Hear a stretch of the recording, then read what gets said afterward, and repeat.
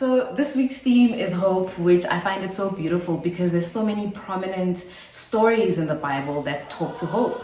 For instance, when the Israelites were told to leave Egypt and go to a different country, they were met with so many hopeless situations. For instance, they got to the ocean and then they were like, this is a hopeless situation. How are we going to escape? And God opened up the ocean for them to pass through. We find another good story about Joseph, who was actually attacked by his brothers and almost died.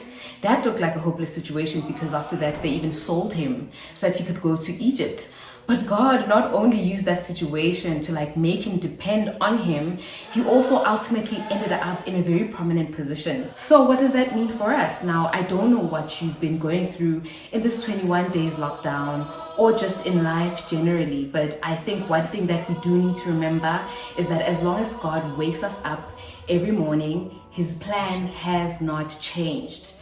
Now, some of us might not have gotten a dream like Joseph, where he was preempted and told what his future would hold. But we do have the word that teaches us that God has a plans, not of evil, but plans to prosper us, to give us a future, to give us a hope. And so when we entrench ourselves in the word, we get to know that God actually will always have a plan for us, no matter what the situation looks like. And I'd just like to add to that, specifically in Romans 8 verse 28, where the Bible speaks about the fact that everything works together for the good for those that love the Lord and are called according to his purpose.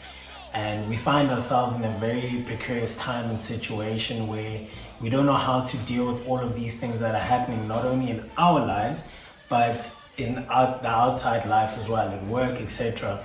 And it's just important for us to always remember that whatever happens, it's always working for the good for those that love the Lord. And there's also another verse specifically speaking to perseverance, Romans 5 verse 4. And it specifically says that, trials lead to perseverance, lead to building of character. And I think that gives me such hope because we know that the only thing we're taking to heaven from earth is our character. And the reality is this is life and it is going to be tough, but we know that we can lean on God in any situation to give us hope.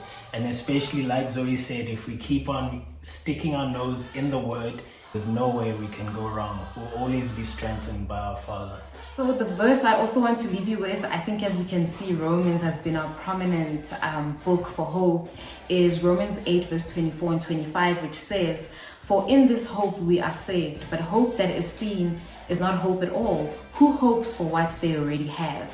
25, "But if we hope for what we do not have, then we can wait for God patiently." I hope you will enjoy the Sabbath. Bye from the Sowazis.